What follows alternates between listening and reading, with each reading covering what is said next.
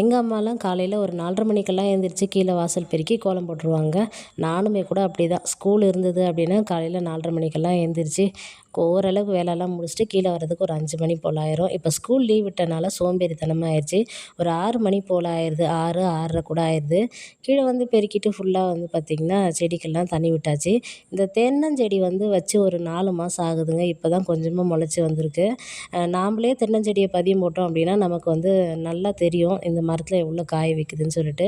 கடையில் வாங்கினோம் அப்படின்னா நமக்கு அந்த அளவுக்கு தெரியாது. எனக்கு தெரிஞ்ச ஒரு கோலத்தை போட்டு கடகடன்னு எல்லாத்துக்கும் தண்ணி ஊற்றிட்டு செம்பருத்தி பூவெல்லாம் இருந்தது, மல்லிப்பூ இதெல்லாம் வந்து பறித்து எடுத்துக்கிட்டு சாமிக்கு பூஜை பண்ணுறதுக்காக நானும் வந்து கிளம்பிட்டேன். அதே போல் எலுமிச்சை பழமும் நல்லாவே காய்ச்சிருந்தது.